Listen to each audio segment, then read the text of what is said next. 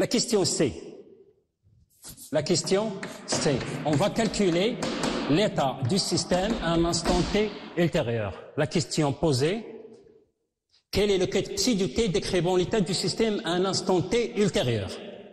Alors, on a vu d'après les postulats de la mécanique quantique que l'état quantique d'un système à un instant t ultérieur, elle est donnée par cette formule, k égale à 1 à 3 parce qu'on a une matrice d'ordre 3, ck de 0 parce que l'instant initial c'était t égale à 0, exponentielle moins ek t sur h bar, moins ek t sur h bar, phi indice k.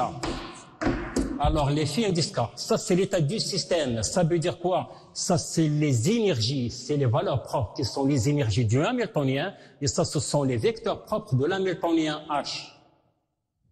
Avec ck de 0, donc avec ck de 0, c'est tout simplement phi indice k si t égale à 0.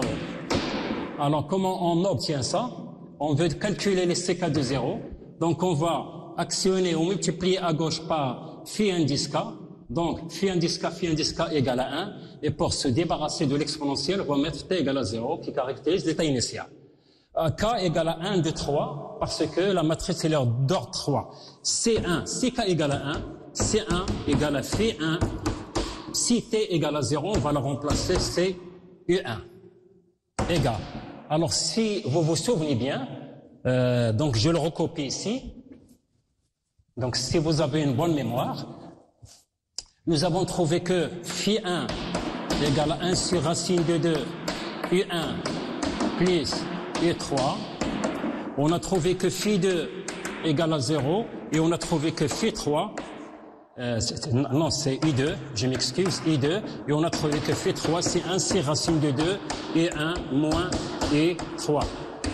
Donc on va calculer phi 1 U1. Donc il faut prendre, c'est-à-dire, ça c'est un quête, il faut prendre le bras. Et comme c'est réel, donc ça ne change rien. Donc 1 sur racine de 2, donc ça c'est 1 sur racine de 2, U1 égale à 1, U1 est égal à 1, par contre U3, U1 égale à 0. Donc on va trouver que ça fait 1 sur racine de 2. CK égale à 2, alors ça fait phi 2, U1 égale. Alors phi 2 égale à U2. Donc si je prends le bras U2, U1 égale à 0. Donc C2 de 0 égale à 0. CK égale à 3, C3 de 0 égale à phi 3 et 1. Phi 3 c'est la même chose. On va inverser ça. C'est-à-dire le bras c'est le conjugué du quête, mais c'est réel. Donc ça fait 1 sur racine de 2. U1 est égal à 1. Par contre U3 U1 égale à 0. Donc on va trouver 1 sur racine de 2. Donc je peux effacer ça. Je peux même effacer l'opérateur LZ10. Donc on est toujours dans la question C. Donc psi de t, je vais la développer.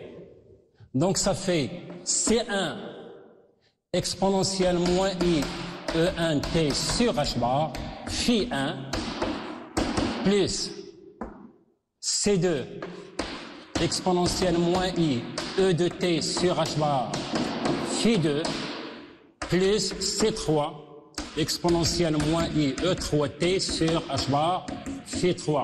Et on va remplacer tout simplement E1, E2, E3 par leur valeur et on va remplacer C1, C2, C3 aussi par leur valeur.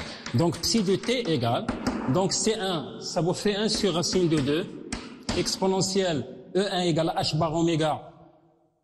Donc je vais simplifier par h bar, donc il vous reste moins I oméga t, phi 1, C2 égale à 0, donc ça c'est nul. Et C3 égale 1 sur racine de 2 plus 1 sur racine de 2. Et je peux remplacer E3 par moins h bar oméga. Donc ça vous fait exponentielle I oméga t sur, donc I oméga t phi 3.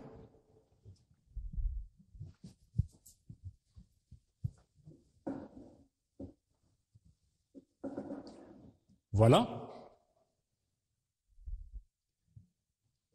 Donc ici, on peut aller loin. On peut remplacer, ici on peut remplacer les phi 1 en fonction des U1, U2, U3 qu'on a trouvé précédemment. Donc ça vous fait 1 sur racine de 2 exponentielle moins i oméga t. Je vais remplacer Φ1. Vous vous souvenez bien, on a trouvé que ça fait E1 plus E3 sur racine de 2. J'ajoute, je vais remplacer Φ3, donc ça vous fait 1 sur racine de 2 exponentielle i oméga t. Et vous avez ici E1 moins E3 sur racine de 2. Donc psi de t égale. Alors directement, donc ça vous fait 1 demi. Donc ça vous fait ici 1 demi. Donc c'est exponentielle moins i oméga t sur 2. I1 plus E3 plus 1 demi. Donc ça fait i oméga t sur 2 et 1 moins E3. On continue. Donc je peux effacer ça. On est toujours dans la question C. Donc je peux mettre E1 en facteur et E3 en facteur. Donc psi de t égale.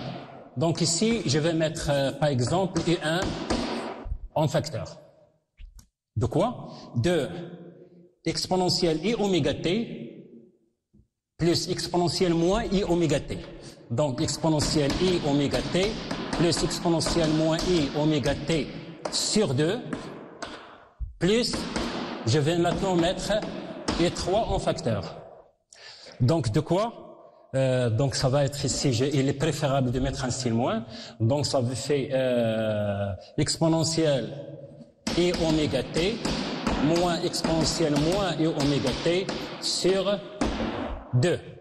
Donc si vous regardez bien, ça c'est un cosinus. Donc psi de t égale à cosinus oméga t i1. Et ça c'est un sinus. J'ai multiplié par i et je divise par i. Donc ça fait moins i sinus oméga t et 3. Donc ça, c'est l'état du système à l'instant t ultérieur. Bien sûr, tout étudiant est censé vérifier ses résultats. Après avoir trouvé le psi de t, on dit que si t égale à 0, dans cette équation, on trouve que psi t égale à 0 est égal. Si t égale à 0, cosinus de 0 égale à 1, donc on retrouve U1 parce que sinus oméga t égale à 0. Donc nos résultats sont corrects. Donc ça c'est décrivant l'état du système à un instant t ultérieur. Alors, quelle est la différence? Donc ça veut dire quoi cette question? Décrivent-ils des états physiquement indiscernables? Donc sinus, j'ai multiplié par i et je divise par i, donc ça fait moins i sinus oméga t exponentielle i alpha psi t égale à 0 par exemple. On dit que psi de t et psi t égale à 0 sont complètement indiscernables. C'est-à-dire, si je prends le module de psi de t et le module de psi de t égale à 0, on va trouver la même chose. Donc c'est ça ce qu'on appelle des états physiquement indiscernables. Alors, exprimer, donc ça c'est directement, c'est la question D, voilà. Donc dans la question C, on a trouvé que psi de t égale à cosinus θ sur 2 et 1, c'est cosinus oméga t et 1, donc ici on ne voit pas bien, donc je vais écrire en orange, donc psi de t égale cosinus oméga t et 1 moins i sinus oméga t et 3. Donc là, c'est pas la même chose. Psi t égale à 0, psi t égale à 0 égale à et 1. Donc on voit qu'il y a une différence parce qu'il dépend du temps. Donc ce n'est pas un coefficient qu'on peut mettre en facteur. Donc ils sont complètement discernables. Alors, la question D, montrer ou réécrire l'état quantique du système en fonction des UI, c'est-à-dire U1, U2, U3, c'est déjà fait. On trouve que ça fait cosinus oméga t U1 moins I sinus oméga t U3. Voilà. Maintenant, il faut calculer les probabilités des différents résultats de LZ à l'instant t ultérieur. Donc, je garde ça. Et je vais calculer les probabilités. Donc c'est la question D. La question D. Les probabilités. Les probabilités. Probabilité. Alors, on a vu aussi précédemment que la probabilité de trouver la valeur propre, par exemple h bar oméga, égale C, ça, P h bar oméga. H bar oméga, c'est la valeur propre de l'opérateur H. Donc ici, il faut calculer les probabilités, non, exprimer psi du T des probabilités pour LZ. Donc, probabilité de h bar est égale à U1, parce que U1, c'est le vecteur propre de LZ associé à l'opérateur, c'est-à-dire à la valeur propre h bar, psi du T au carré, égale. Donc, si je fais le produit, U1 égale à 1, il vous reste cosinus carré de oméga t, cosinus carré de oméga t, et vous avez U1, U3 égale à 0. Donc on trouve que la probabilité de trouver h bar à l'instant t ultérieur, c'est pour ça que nous avons ici psi de t, est égale à cosinus carré de oméga t. Maintenant, la probabilité de trouver 0 est égale à U2, psi de t au carré. Donc U2, le bras U2, U1 égale à 0, bras U2, U3 égale à 0. Donc la probabilité égale à 0. Il nous reste une dernière, c'est la probabilité de trouver moins h bar égale à U3 psi de t. Et là aussi, je répète, U3, c'est le vecteur propre de l'opérateur LZ associé à la valeur propre moins h bar est égal. J'ai multiplié là le bras U3 par psi de t, U3, U1 égale à 0, U3 égale à 1. Module de U3 psi de t, module de moins I est égal à 1, donc il vous reste sinus carré de oméga t. Et bien sûr, l'étudiant doit vérifier son résultat. Il faut que la somme des probabilités soit égale à 1. Chose qui a été faite, cosinus carré plus sinus carré est égal à 1. Maintenant, on va tracer ces probabilités. Donc, on va tracer ces probabilités. Alors, donc, si je mets ici, voilà, ici, donc vous avez V, et ça, c'est les différentes probabilités. C'est en fonction du T. La probabilité de trouver h bar est égale à cosinus carré, donc il est toujours positif. Si t égale à 0, nous avons un maximum ici, c'est cosinus carré, donc il va faire ça. Donc, c'est comme ça. La probabilité de trouver h bar, donc ça c'est la probabilité de trouver h bar. La probabilité de trouver 0 égale à 0, donc elle est nulle, donc je vais la mettre en jaune. Voilà, donc ça c'est la probabilité de trouver 0. Et en bleu, la probabilité de trouver moins h bar égale à sinus carré d'oméga t. Si t égale à 0, la probabilité elle est nulle. Et vous savez, et là, vous avez ça. Donc ça c'est la probabilité de trouver moins h bar. Remarque, à chaque instant, la somme des probabilités est égale à 1. Donc, ils ont la forme sinusoïdale, mais ce qui est bien, c'est que l'étudiant doit comprendre ce qu'il est en train de faire. Il faut que chaque fois, il vérifie que la somme est égale à 1, et même dans le graphique, chaque fois que je fais la somme est égale à 1. Par exemple, ici un demi, ici 0 plus 1, c'est 1, etc., etc. Alors, la troisième question, calculer la valeur moyenne de LZ. Donc, il faut trouver la valeur moyenne de LZ, quel est le mouvement effectué par le vecteur. Donc, la valeur moyenne de LZ. Donc, ça, c'est la question 3. Alors, il y a 3 méthodes pour déterminer la valeur moyenne de LZ. Alors, d'après le cours et d'après les postulats de la mécanique quantique, on appelle valeur moyenne d'un opérateur, nous avons 2 écritures. Alors, ou bien somme sur n de AN, PAN. Par exemple, les AN sont les valeurs propres de l'opérateur A et PAN, c'est leur probabilité. Par exemple, nous, dans le cas de LZ, nous avons, c'est la somme de 1 à 3, parce que c'est une matrice triple. Donc, ça fait A1, A2, A3, donc c'est H bar. Ça fait la probabilité PH bar. H bar, probabilité de trouver H bar, plus 0, probabilité de trouver 0, moins H bar, probabilité de trouver moins H bar. Bien sûr, c'est égal à 0. la probabilité de trouver h bar, on a trouvé que ça fait cosinus carré oméga t, donc ça fait h bar cosinus carré de oméga t, moins h bar, et on a trouvé que la probabilité de trouver moins h bar, ça fait sinus carré de oméga t. Donc ça vous fait h bar facteur de cosinus carré de oméga t moins sinus carré de oméga t, et ça vous fait h bar. Donc j'ai donné un résultat, donc le cosinus, donc ça fait cosinus oméga t. Donc c'est ça, donc ça fait cosinus carré d'oméga t moins sinus au carré de oméga t. Bon, ça c'est assez simple. Voilà. Donc on peut aller loin, on peut dire cosinus carré d'oméga t moins sinus oméga t, ça fait c'est 1 moins 2 fois sinus de oméga t, donc ça fait le sinus de oméga t. Voilà. Alors quel est le mouvement effectué par cette probabilité, par cette valeur moyenne, pardon, donc c'est un mouvement sinusoïdal. Ça c'est la première méthode. On va faire la deuxième méthode. Alors logiquement, un étudiant qui a très bien compris le grand chapitre sur les opérateurs et les postulats de la mécanique quantique, chaque fois qu'on lui demande de calculer une valeur moyenne, donc il peut utiliser minimum de méthodes pour vérifier ses résultats.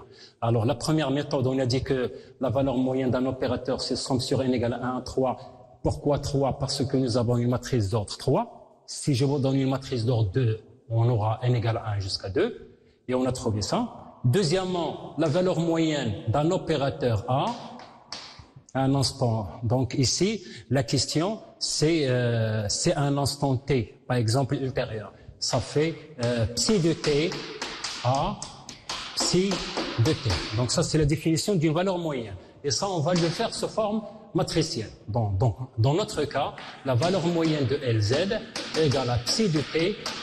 Vous avez Lz psi de t. Égal. Donc on va écrire la matrice, ça fait h bar 0, 0, 0, 0, 0, 0, 0 moins h bar. Psi de t, on a trouvé que ça fait cosinus oméga t U1, 0 U2, et on a trouvé ici moins I sinus oméga t. Ici on va prendre le conjugué ici. Voilà, donc ça c'est réel, mais là ça va devenir le conjugué de moins I, ça fait I. Pourquoi? Parce que le bras c'est le conjugué du ket. Ça fait cosinus oméga t, 0 I sinus oméga t. Donc la valeur moyenne de Lz à l'instant t ultérieur, donc vous avez h bar cosinus oméga t 0, 0. h bar cosinus oméga t fois cosinus oméga t, ça fait h bar cosinus carré de oméga t. Ici, vous avez 0. Et la dernière, 0, 0 moins IH bar. Ici, donc, ici, il y a, donc ça fait moins IH bar sinus oméga t fois I, donc ça fait moins h bar sinus carré de oméga t. Donc ça vous donne h bar carré cosinus carré de oméga t moins sinus carré de oméga t. Donc on trouve que nous avons exactement le même résultat. Donc récapitulons. Alors on a étudié les postulats. Donc alors ce grand problème, ça traite à la fois le cours et une application directe sur un grand problème.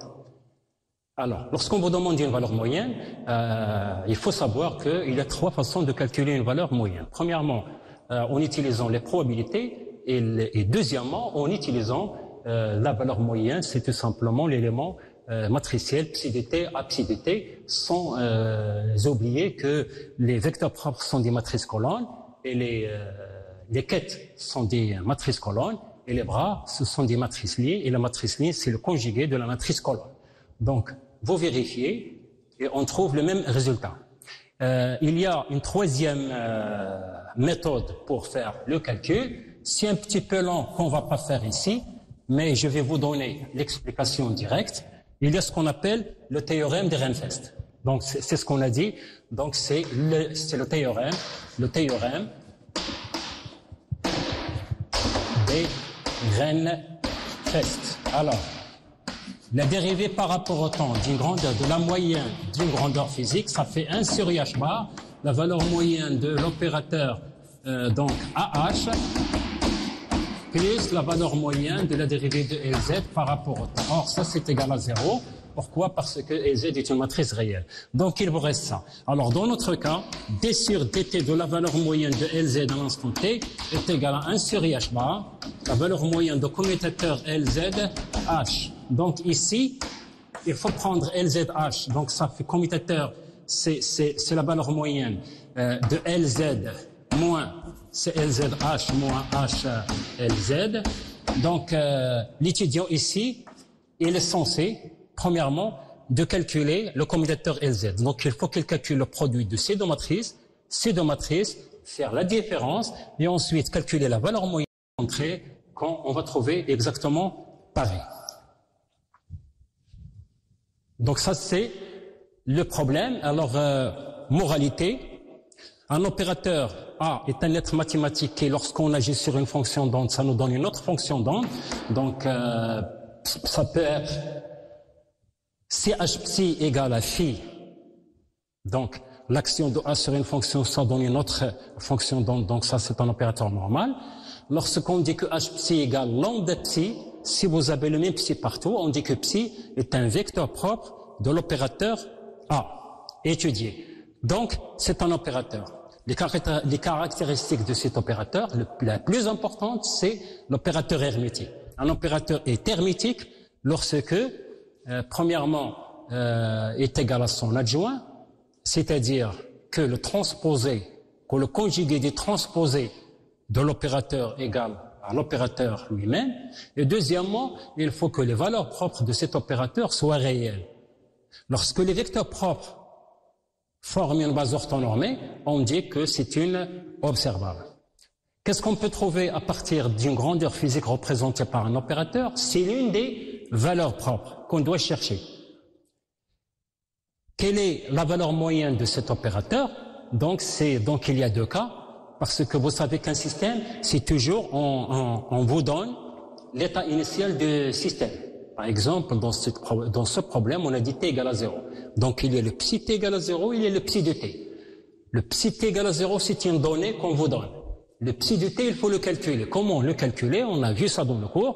C'est psi de t égale à somme sur k, ck, exponentielle moins EEKT sur h bar, phi indice k.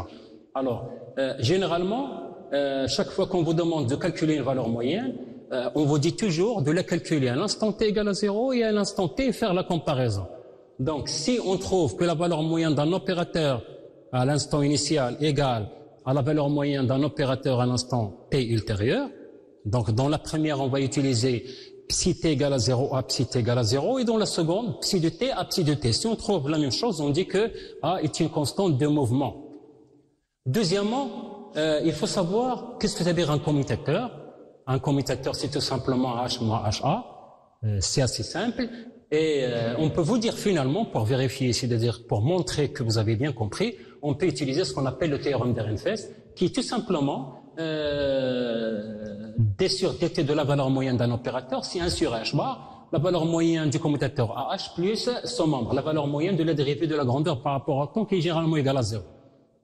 Donc ça, c'est généralement tout ce que vous devriez savoir en général pour le niveau de la deuxième année sur les opérateurs.